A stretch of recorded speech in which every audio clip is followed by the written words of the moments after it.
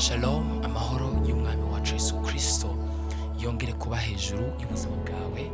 Nongeye gushimira Imana kandi kubw'ubuzima bwawe, kubw'ingabire y'ubuzima Imana yaguhaye. Ndongera ndabisubiramo kandi nkuko nabivuze ku munsi w'ejo, ndavuga ni gituma nshimira Imana ko shimira Imana kubw'ubuzima bwawe nuko nizera yuko wewe uri umuntu akomeye cyane, naho wowe utabibona.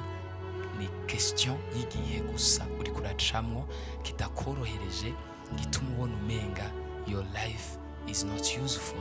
Ubuzima bwawe umenga nta mumaro ufise, umenga nta mumaro ufitiye abandi. But I want to tell you yuko is just a matter of time. Ni igihe gishobora kukwereka yuko ubuzima bwawe umenga buri useless, ubuzima bwawe umenga nta mumaro munini ufitiye abandi cyangwa se usicumariye abandi.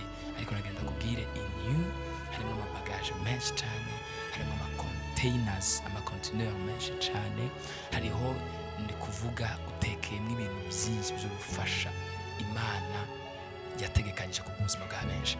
I pray for you, Imana ishira habona what is in you, Imana ishira habona ikiri muri wewe, kandi umumaro yaguteguriye, yaba ku gihugu ubayemo, yaba kwishengero, yaba mu muryango, yaba muri societe. Imana iguhereze kugira uwo mumaro, kandi umumaro mwiza mu izina rya Yesu Kristo. Umarire umumaro mwiza abakuvyaye, umuryango wawe, aho ukomoka, aho uri, ugira umumaro mu izina rya Yesu. Ugira umumaro ico Imana yagushizemwo cyo kugira umumaro abandi kija habona. May the Lord bless you. Yesu Kristo akugirira neza cyane kandi kwiteho kw'amasaha arengana. Ndiko ndavuga ku munsi w'ejo hari ikintu navuze ko ariko mbere yuko nsubira kucinjiramo, kandi je wumva mwijwi nitwa Nitezora Justin, akaba ari twebwe tubategurira kandi twongera tukabashikiriza ikiganiro ubushobozi bw'ijambo nk'ibisanzwe. God bless you. Yesu aguhezagire cyane gose. Nifuza ko dusangira ijambo ry'Imana twasomye ku munsi w'ejo riri mu Itanguriro 26 ku murongo waho wa 14. Ijambo ry'Imana rivuga ngo Isaka atera ishara abafilisitiya kuri 14, kandi yari afise ibitayega vy'imikuku n'amashu, n'abantu bahinda atera abafilisitiya ishari, bituma basivya amariba yose bayuzuza ivu ayo abantu base bari baribye mu gihe ca se nyene Aburahamu. Maze Abimeleki abarira Isaka ati, genda utuvemwo kuko turuta. Imana dufashe cyane gose.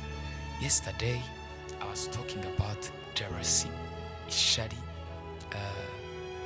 ko ari ikintu kibi kandi kigira ingaruka ku bintu byinshi cyane gose.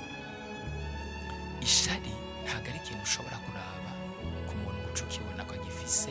Ishari umuntu ararigendana mu mutima gufite ishari.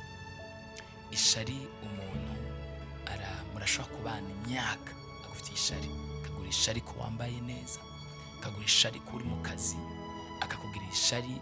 Reka ndakubarira, nimba Abimeleki yarinze abwira Isaka ati tuvemo, ishari ryarabaye ryinshi mu mutima, rica rituma afata ingingo. Ni kuvuga ishari rero ntabwo rigaragarira mu kubona umuntu ku ishusho ngo ubone ko agufite ishari. Oya, ishari ribonekera mu bikorwa umuntu agukorera.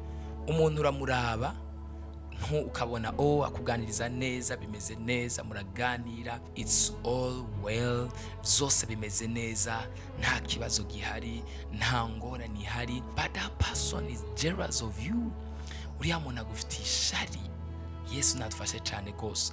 You need to have a wisdom, kubera ko igihe cyose uzoba ahantu, ukaba mu muryango, ukaba mu bagenzi, ukaba mu gice runaka, ukabona ufite ishari, ba umuntu afise ubwenge, reka gufsina, ureke gufata ibintu ibisanzwe. Pray hard, senga cyane, kandi igihe cyose uzobona abantu bagufite ishari, apana ugenda kubabwira ngo mwe mufite ishari mugize ukunuku. Oya, ntagenda kimwe umunyeshari azegera kwemerera ko agufite ishari.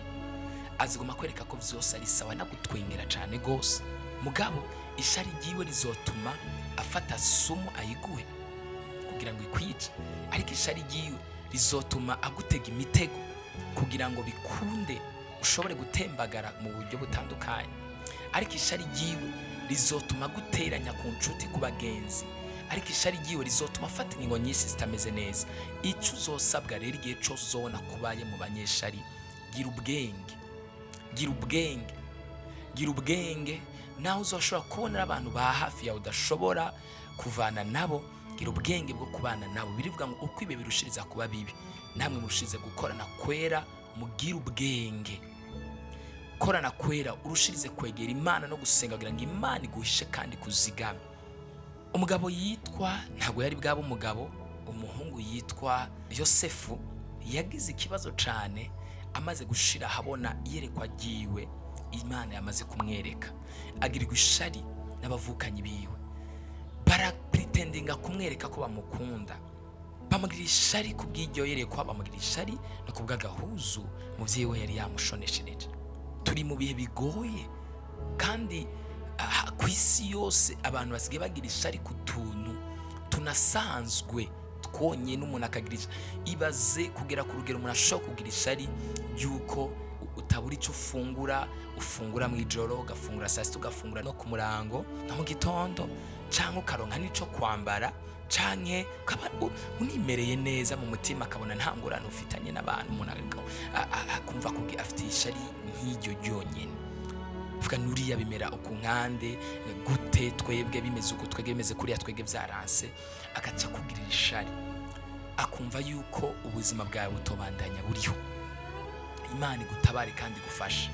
Yosefu aragirirwa imigambi mibi ikomeye cyane rwose yo kugirirwa nabi n'abo bavukana, gushikaho bamuta mu rwobo. Ni nk'aho bari bamwishe, ariko babona ntibikwiye, vuga reka tumugurishe tuve imbere, tuveko. Imana idufashe cyane rwose. Yesu nadutabare. Kandi baratumye muturungikira tuzanira utwo kurya, muturungira atuzanira utwo kurya iyo turi, nkaho umenga mufitiye umugambi mwiza kandi bateguye umugambi wo kumugirira nabi. Abanyeshari bazokwereka yuko bari ku ruhande rwawe, bagukunda, ariko batanezererewe na promotion wahawe mu kazi, batanezererewe n'ivyo Imana igukoresha, batanezererewe n'urugero uriko uragerako. Rero ugira ubwenge aho uri hose.